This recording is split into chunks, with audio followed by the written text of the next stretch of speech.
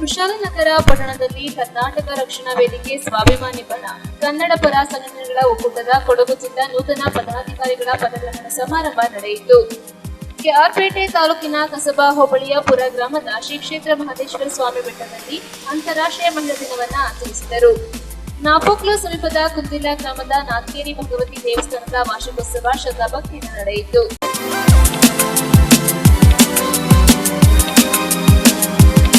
ಕುಶಾಲನಗರ ಪಟ್ಟಣದಲ್ಲಿ ಕರ್ನಾಟಕ ರಕ್ಷಣಾ ವೇದಿಕೆ ಸ್ವಾಭಿಮಾನಿ ಬಣ ಕನ್ನಡ ಪರ ಸಂಘಟನೆಗಳ ಒಕ್ಕೂಟದ ಕೊಡಗು ಜಿಲ್ಲಾ ನೂತನ ಪದಾಧಿಕಾರಿಗಳ ಪದಗ್ರಹಣ ಸಮಾರಂಭ ನಡೆಯಿತು.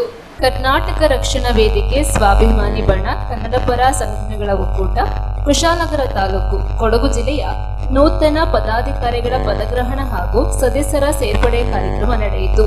ಕಾರ್ಯಕ್ರಮದ ಉದ್ಘಾಟನೆಯನ್ನ ರಾಜ್ಯಾಧ್ಯಕ್ಷರಾದ ಪಿ ಕೃಷ್ಣೇಗೌಡರು ಜ್ಯೋತಿ ಬೆಳಗಿಸುವ ಮೂಲಕ ಚಾಲನೆಯನ್ನು ನೀಡಿದರು. ಇದೇ ಸಂದರ್ಭದಲ್ಲಿ ಕೊಡಗು ಜಿಲ್ಲಾಧ್ಯಕ್ಷರಾದ ಫ್ರಾನ್ಸಿಸ್ ಡಿಸೋಜಾ, ಕೊಡಗು ಮಹಿಳಾ ಜಿಲ್ಲಾಧ್ಯಕ್ಷರಾದ ಶ್ರೀಮತಿ ಜಯಶ್ರೀ ಮುರುಗೇಶ್, ಕೊಡಗು ಜಿಲ್ಲಾ ಉಸ್ತುವಾರಿ ಶ್ರೀಮತಿ ತನು ಕಿಶೋರ್, ರಾಜ್ಯ ಕಾರ್ಯದರ್ಶಿ ಪ್ರಭುಕುಮಾರ್, ಕೊಡಗು ಉಪಾಧ್ಯಕ್ಷರಾದ ರಾಜಶೇಖರ್ ಉಪಸ್ಥಿತರಿದ್ದರು. ಕರ್ನಾಟಕ ರಕ್ಷಣಾ ವೇದಿಕೆ ಸ್ವಾಭಿಮಾನಿ ಬಣಕ್ಕೆ ಕರ್ನಾಟಕ ರಕ್ಷಣಾ ವೇದಿಕೆ ಸ್ವಾಭಿಮಾನಿ ಬಣಕ್ಕೆ ರಾಜ್ಯಾಧ್ಯಕ್ಷರು ಪಿ ಕೃಷ್ಣೇಗೌಡರಿಗೆ ಜೋಗದ ಸಿರಿ ಬೆಳಕಿನಲ್ಲಿ ತುಂಗಿಯ ತೆನೆ ಬಳುಕಿನಲ್ಲಿ ಸಹ್ಯಾದ್ರಿಯಲು ಅದರಿರ ಉತ್ತುಂಗದ ನಿಲುಕಿನಲ್ಲಿ ನಿತ್ಯ ಹರಿದ್ವರ್ಣವನದ ತೇಗ ಗಂಧ ತರುಗಳಲ್ಲಿ ನಿತ್ಯೋತ್ಸವ ತಾಯಿ ನಿತ್ಯೋತ್ಸವ ನಿನಗೆ ನಿತ್ಯೋತ್ಸವ ತಾಯಿ ನಿತ್ಯೋತ್ಸವ. ಸೇವೆ ಮಾಡ್ತಾ ಬಂದಿರತಕ್ಕಂಥ ಸಂಘಟನೆ ಮತ್ತೆ ಕನ್ನಡವೇ ಜಾತಿ, ಕನ್ನಡವೇ ಧರ್ಮ, ಕನ್ನಡವೇ ದೇವರು ಎಂಬತಕ್ಕಂಥ ಘೋಷಣಾ ವಾಕ್ಯದೊಂದಿಗೆ ಸಂಘಟನೆಯನ್ನು ಇಡೀ ರಾಜ್ಯಾದ್ಯಂತ ಕಟ್ಟಕಡೆ ಜನರನ್ನ ಅಸಕ್ತರನ್ನ ಒಂದುಗೂಡಿಸಿ ಅವರ ಸಮಸ್ಯೆಗಳ ಬಗ್ಗೆ ಧ್ವನಿ ಆಗ್ತಕ್ಕಂಥ ಮತ್ತು ಅವರಿಗೆ ಸಮಸ್ಯೆಗಳನ್ನು ನಿವಾರಣೆ ಮಾಡುವಂಥ ನಿಟ್ಟಿನಲ್ಲಿ ಜಾತ್ಯತೀತವಾಗಿ ಪಕ್ಷಾತೀತವಾಗಿ ಇವತ್ತು ಸಂಘಟನೆ ರಾಜ್ಯದಲ್ಲಿ ಕೆಲಸ ಮಾಡ್ತಾ ಇರ್ತಕ್ಕಂಥದ್ದು ನಿಮ್ಮೆಲ್ರಿಗೂ ಗೊತ್ತಿದೆ. ಅದರ ಮಧ್ಯೆ ನಾವಿಲ್ಲಿ ಜಿಲ್ಲಾ ಸಮಿತಿಯನ್ನು ಒಂದಿಷ್ಟು ಬದಲಾವಣೆಯನ್ನು ಮಾಡುವಂಥ ಚಿಂತನೆಯಲ್ಲಿದ್ವಿ. ಆಗ ಮಾನ್ಯ ಹೋರಾಟಗಾರರಾದಂಥ ಚಿಂತಕರು ಆದಂಥ ಕನ್ನಡದ ಕಟ್ಟಾಳು ಆದಂಥ ನಮ್ಮ ಜಿಲ್ಲಾಧ್ಯಕ್ಷರು ಡಿಸೋಜಾ ಅವರು ನೂತನವಾಗಿ ಈ ಜಿಲ್ಲೆಯ ಜವಾಬ್ದಾರಿಯನ್ನು ನಿರ್ವಹಿಸಲಿಕ್ಕೆ ನಾವು ಅವರಿಗೆ ಅನುವು ಮಾಡಿಕೊಟ್ಟಿದ್ದೇವೆ. ಅವರು ಕೂಡ ನಾಡು ನುಡಿ ನೆಲ ಜಲಗಳಲ್ಲದೆ ಈ ಜಿಲ್ಲೆಯ ಏನಿವತ್ತು ಪ್ರಕೃತಿ ಮಾತೆ ಇವತ್ತು ಕೊಡಗಿನಲ್ಲಿ ಇವತ್ತು ಪ್ರಪ್ರಥಮ ಬಾರಿಗೆ ಕುಶಾಲನಗರದಲ್ಲಿ ನಡೀತಾ ಇರತಕ್ಕಂಥದ್ದು ಭಾಳ ಸಂತೋಷ ತಂದಿದೆ. ಕಾರಣ ಯಾಕೆಂದರೆ ಇವತ್ತು ಈ ಮನುಷ್ಯ ತನ್ನ ಸ್ವಾರ್ಥಕ್ಕಾಗಿ ಇವತ್ತು ನಾವೆಲ್ಲವನ್ನು ಕೂಡ ಆಳಗಿಡುವಂಥ ನಿಟ್ಟಿನಲ್ಲಿ ಕೆಲವು ಮನಸ್ಸುಗಳು ಈ ರಾಜ್ಯದಲ್ಲಿ ಕೆಲಸ ಮಾಡ್ತಕ್ಕಂಥದ್ದನ್ನು ನೋಡಿದ್ದೇವೆ.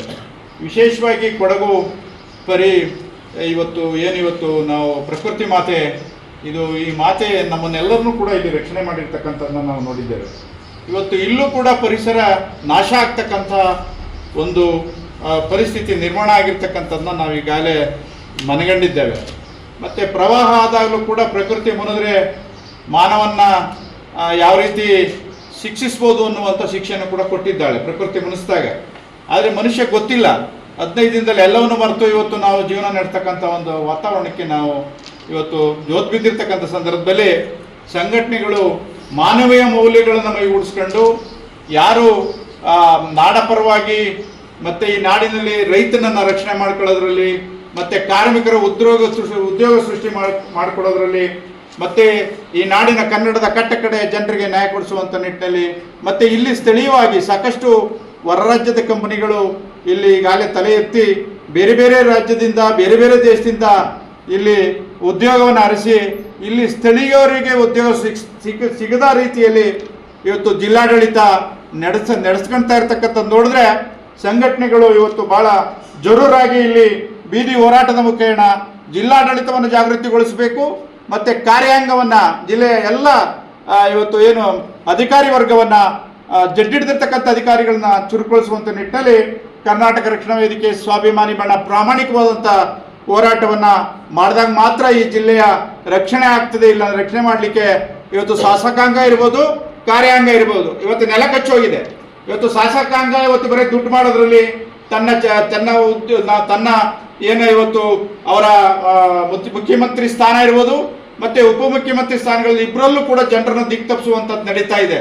ಇಲ್ಲಿ ನಾನು ಮುಖ್ಯಮಂತ್ರಿ ಆಗ್ತೀನಿ ಅಂತ ಒಬ್ರು ಹೇಳ್ತಾರೆ, ನಾನು ಬಿಟ್ಕೊಡಲ್ಲ ಅಂತಕ್ಕಂಥ ಒಂದು ಪದವನ್ನು ಇತ್ತೀಚೆಗೆ ಒಂದು 6-7 ತಿಂಗಳಿಂದ ಬರೀ ಇದರಲ್ಲೇ ಕಾಲಹರಣ ಮಾಡ್ತಕ್ಕಂಥದ್ದನ್ನ ನಾವು ನೋಡ್ತಾ ಇದ್ದೇವೆ. ಸರ್ಕಾರಕ್ಕೆ ಇವತ್ತು ನಾವು ಆಯ್ಕೆ ಆಗಿರ್ತಕ್ಕಂಥದ್ದೇನಕ್ಕೆ, ನಾವು ಆಯಾ ಜಿಲ್ಲೆಯಲ್ಲಿ ಇರ್ತಕ್ಕಂಥ ಸಮಸ್ಯೆಗಳನ್ನ, ಮೂಲಭೂತ ಸೌಲಭ್ಯಗಳನ್ನ ಸರಿ ಮಾಡುವಂತ ನಿಟ್ಟಿನಲ್ಲಿ ಸರ್ಕಾರ ಸಾಕಷ್ಟು ಕಾರ್ಯೋನ್ಮುಖವಾಗಬೇಕಾಗಿತ್ತು.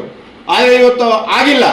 ಇವತ್ತು ಇಲ್ಲೂ ಕೂಡ ಕೊಡಗು ಇಷ್ಟೆಲ್ಲ ಬುದ್ಧಿವಂತರು ಇರ್ತಕ್ಕಂಥ ಒಂದು ಜಿಲ್ಲೆ ಆದರೂ ಕೂಡ ಇವತ್ತು ನಗರ ಭಾಗಗಳನ್ನು ಬಿಟ್ಟು ಸ್ವಲ್ಪ 4-5 ಕಿಲೋಮೀಟರ್ಗಳು ದೂರ ಹೋದಾಗ ಇವತ್ತು ಕೂಡ ರಸ್ತೆ. ನ್ಯೂಸ್ ಸಂಗಮಕ್ಕಾಗಿ ಡಾಕ್ಟರ್ ಕೋಟಿ, ಕುಶಾಲನಗರ. ಕೆಆರ್ಪೇಟೆ ತಾಲೂಕಿನ ಕಸಬಾ ಹೋಬಳಿಯ ಪುರ ಗ್ರಾಮ ಶ್ರೀ ಕ್ಷೇತ್ರ ಮಹದೇಶ್ವರ ಸ್ವಾಮಿ ಬೆಟ್ಟದಲ್ಲಿ 32ನೇ ವರ್ಷದ ಅಂತಾರಾಷ್ಟ್ರೀಯ ಮಹಿಳಾ ದಿನಾಚರಣೆಯನ್ನು ಆಚರಿಸಿದರು. ಕೆಆರ್ಪೇಟೆ ತಾಲೂಕಿನ ಕಸಬಾ ಹೋಬಳಿಯ ಪುರಗ್ರಾಮ ಶ್ರೀ ಕ್ಷೇತ್ರ ಮಹದೇಶ್ವರ ಸ್ವಾಮಿ ಬೆಟ್ಟದಲ್ಲಿ ಅಖಿಲ ಕರ್ನಾಟಕ ಒಕ್ಕಲಿಗ ಸಂಘ ಮಹಿಳಾ ಮತ್ತು ಪುರುಷ ಘಟಕ ಕೃಷಿ ಸಮಾಜ ತಾಲೂಕು ನಾಗರಿಕ ರೈತ ಹಿತರಕ್ಷಣಾ ಸಮಿತಿ ಆಯೋಜಿಸಿದ 32ನೇ ವರ್ಷದ ಅಂತಾರಾಷ್ಟ್ರೀಯ ಮಹಿಳಾ ದಿನಾಚರಣೆಯನ್ನು ಜ್ಯೋತಿ ಬೆಳಗಿಸುವ ಮುಖಾಂತರ ಉದ್ಘಾಟಿಸಿ ಮಾತನಾಡಿದರು. ಅಂತಾರಾಷ್ಟ್ರೀಯ ಮಹಿಳಾ ದಿನವನ್ನು ತಾಲೂಕು ಅಖಿಲ ಕರ್ನಾಟಕ ಒಕ್ಕಲಿಗ ಸಂಘ ಹಾಗೂ ಹಿರಿಯ ಕೃಷಿಕ ಸಮಾಜದ ಅಧ್ಯಕ್ಷ ನಾಟನಹಳ್ಳಿ ಗಂಗಾಧರ್ ನೇತೃತ್ವದಲ್ಲಿ ಹಲವು ವರ್ಷಗಳಿಂದ ಅತ್ಯಂತ ಅರ್ಥಪೂರ್ಣವಾದ ಕಾರ್ಯಕ್ರಮಗಳನ್ನು ಕೈಗೊಂಡರು. ಕಾರ್ಯಕ್ರಮದಲ್ಲಿ ಕೃಷಿಕ ಸಮಾಜದ ತಾಲೂಕು ಅಧ್ಯಕ್ಷ ನಾಟನಹಳ್ಳಿ ಗಂಗಾಧರ್, ಅಖಿಲ ಕರ್ನಾಟಕ ಒಕ್ಕಲಿಗರ ಮಹಿಳಾ ತಾಲೂಕು ಅಧ್ಯಕ್ಷೆ ಪ್ರೇಮಾ ನಾಗರಾಜ್, ಕರವೇ ಜಿಲ್ಲಾ ಅಧ್ಯಕ್ಷ ಡಿಎಸ್ ವೇಣು, ಜಯ ಕರ್ನಾಟಕ ಸಂಘಟನೆಯ ತಾಲೂಕು ಅಧ್ಯಕ್ಷ ಓನೆನಹಳ್ಳಿ ಸೋಮಶೇಖರ್, ಟ್ರಸ್ಟ್ ಅಧ್ಯಕ್ಷ ಕಾಮನಹಳ್ಳಿ ಮಹೇಶ್, ಶಿವಮ್ಮ, ನೇತ್ರಾವತಿ, ಉಮೇಶ್, ವಿಮಲಾ, ಸುಧಾ, ಆಶಾ, ಶ್ರುತಿ, ಸೋಮಶೇಖರ್ ಸೇರಿದಂತೆ ನೂರಾರು ಜನರು ಶ್ರೀಶಕ್ತಿ ಸ್ವಸಹಾಯ ಸಂಘಗಳ ಪ್ರತಿನಿಧಿಗಳು ಉಪಸ್ಥಿತರಿದ್ದರು. ನ್ಯೂಸ್ ಸಂಗಮಕ್ಕಾಗಿ ಡಾಕ್ಟರ್ ಕೆಆರ್ ನೀಲಕಂಠ, ಕೆಆರ್ಪೇಟೆ. ನಾಪಕ್ಲು ಸಮೀಪದ ಕುಂಜಿಲ ಗ್ರಾಮದ ನಾಲ್ಕೇರಿ ಭಗವತಿ ದೇವಸ್ಥಾನದ ವಾರ್ಷಿಕೋತ್ಸವ ವಿಜೃಂಭಣೆಯಿಂದ ನಡೆಯಿತು. ನಾಪಕ್ಲು ಸಮೀಪದ ಕುಂಜಿಲಗಿರಿ ಗ್ರಾಮದ ನಾಲ್ಕೇರಿ ಭಗವತಿ ದೇವಸ್ಥಾನದ ವಾರ್ಷಿಕೋತ್ಸವ ವಿಜೃಂಭಣೆಯಿಂದ ನಡೆಯಿತು. ಮಹೋತ್ಸವದ ಅಂಗವಾಗಿ ಭಾನುವಾರ ರಾತ್ರಿ ಅಂದಿಬೋಳ್ಕರ್ ದೇವರ ಬಲಿ, ಮಹಾಪೂಜೆ ಹಾಗೂ ಭಕ್ತರಿಗೆ ಅನ್ನ ಸಂತರ್ಪಣೆ ನಡೆಯಿತು. ಸೋಮವಾರ ದೇವರ ನೃತ್ಯ ಬಲಿ ಜರುಗಿತು. ಅಲಂಕಾರ ಪೂಜೆ, ಮಹಾಪೂಜೆ ಬಳಿಕ ಮಧ್ಯಾಹ್ನ ಭಕ್ತರಿಗೆ ಅನ್ನ ಸಂತರ್ಪಣೆ ಏರ್ಪಡಿಸಲಾಗಿತ್ತು. ಮಧ್ಯಾಹ್ನ ದೇವರ ನೃತ್ಯ ಬಲಿಯನ್ನು ಭಕ್ತರು ವೀಕ್ಷಿಸಿದರು. ಮಂಗಳವಾರ ಬೆಳಿಗ್ಗೆ ಅಲಂಕಾರ ಪೂಜೆ, ಮಹಾಪೂಜೆ ನಡೆಯಿತು. ಮಧ್ಯಾಹ್ನ ಭಕ್ತರಿಗೆ ಅನ್ನ ಸಂತರ್ಪಣೆ ಏರ್ಪಡಿಸಲಾಗಿತ್ತು. ಸಂಜೆ ದೇವರ ಕಟ್ಟು ಸಡಿಲದ ಬಳಿಕ ದೇವಿಯ ಅವಭೃತ ಸ್ನಾನ ಜರುಗಿತು. ಸಂಜೆ ದೇವಿಯ ದರ್ಶನ ಬಳಿ ನಂತರ ವಸಂತ ಪೂಜೆ, ಅನ್ನ ಸಂತರ್ಪಣೆಯೊಂದಿಗೆ ಉತ್ಸವ ಸಂಪನ್ನಗೊಂಡಿತು. ಅರ್ಚಕರು ಸುರೇಶ್, ಸುಧೀರ್ ಭಟ್, ತಂತ್ರಿ ರಮೇಶ್ ಭಟ್ ಪೂಜಾ ವಿಧಿ ವಿಧಾನಗಳು ನೆರವೇರಿಸಿದರು. ಈ ಸಂದರ್ಭ ಅಧ್ಯಕ್ಷರು ಮತ್ತು ಆಡಳಿತ ಮಂಡಳಿ ಸದಸ್ಯರು, ಊರಿನ ತಕ್ಕ ಮುಖ್ಯಸ್ಥರು ಹಾಗೂ ನಾಲ್ಕೇರಿ ಗ್ರಾಮಸ್ಥರು, ಭಕ್ತರು ಹೆಚ್ಚಿನ ಸಂಖ್ಯೆಯಲ್ಲಿ ಪಾಲ್ಗೊಂಡಿದ್ದರು.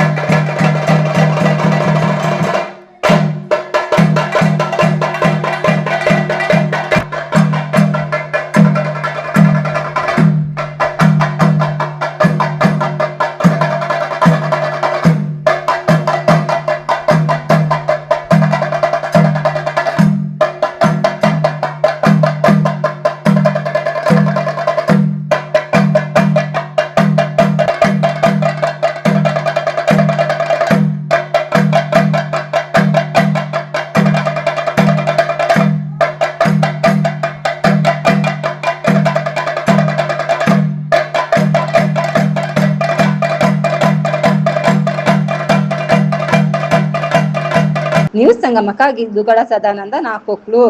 ಕುಶಾಲನಗರ ತಾಲೂಕಿನ ಕೂಡಿಗೆ ಸೈನಿಕ ಶಾಲೆಯಲ್ಲಿ ಕೊಡಗಿಯನ್ ಫುಟ್ಬಾಲ್ ಕ್ರೀಡಾಕೂಟ ಆಯೋಜಿಸಲಾಗಿತ್ತು.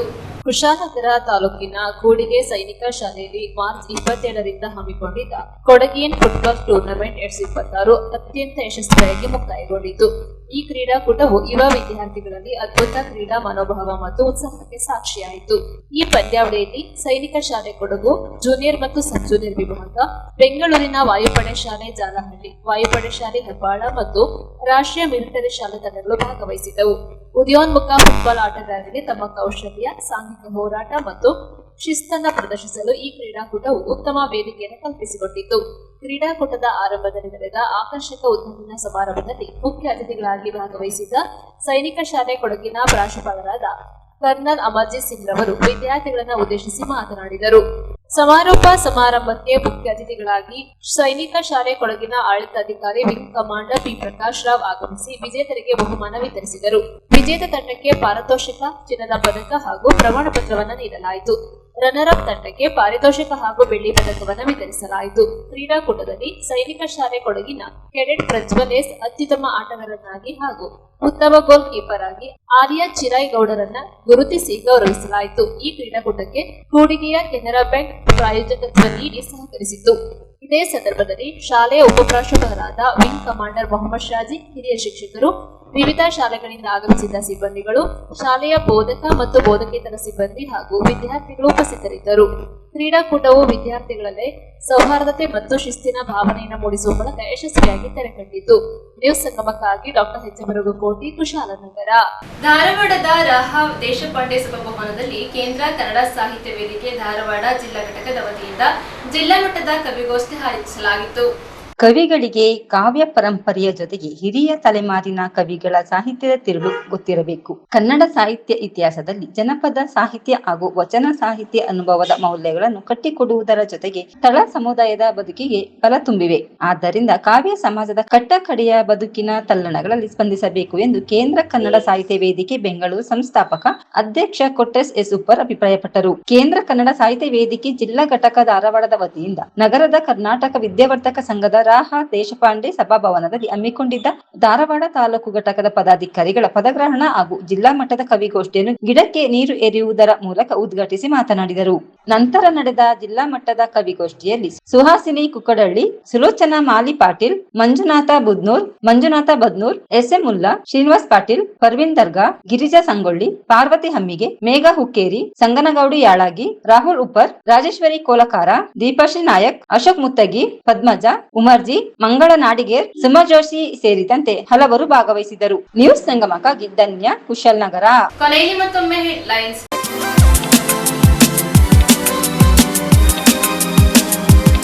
ಕುಶಾಲನಗರ ಪಟ್ಟಣದಲ್ಲಿ ಕರ್ನಾಟಕ ರಕ್ಷಣಾ ವೇದಿಕೆ ಸ್ವಾಭಿಮಾನಿ ಬಣ, ಕನ್ನಡ ಪರ ಸಂಘಟನೆಗಳ ಒಕ್ಕೂಟದ ಕೊಡಗು ಜಿಲ್ಲಾ ನೂತನ ಪದಾಧಿಕಾರಿಗಳ ಪದಗ್ರಹಣ ಸಮಾರಂಭ ನಡೆಯಿತು. ಕೆಆರ್ಪೇಟೆ ತಾಲೂಕಿನ ಕಸಬಾ ಹೋಬಳಿಯ ಪುರ ಗ್ರಾಮದ ಶ್ರೀ ಕ್ಷೇತ್ರ ಮಹದೇಶ್ವರ ಸ್ವಾಮಿ ಬೆಟ್ಟದಲ್ಲಿ ಅಂತಾರಾಷ್ಟ್ರೀಯ ಮಹಿಳಾ ದಿನವನ್ನು ಆಚರಿಸಿದರು.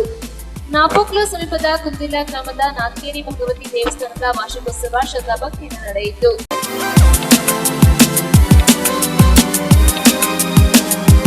ಇಲ್ಲಿಗೆ ನ್ಯೂಸ್ ಸಂಗಮ ಮುಕ್ತಾಯವಾಯಿತು. ಸುದ್ದಿ, ಮಾಹಿತಿ, ಮನೋರಂಜನೆಗಾಗಿ ನೋಡ್ತಾ ಇರಿ ಸಂಗಮ ಟಿವಿ. ವಂದನೆಗಳೊಂದಿಗೆ ಸುಪ್ರೀತಾ ಎಲ್ಎನ್.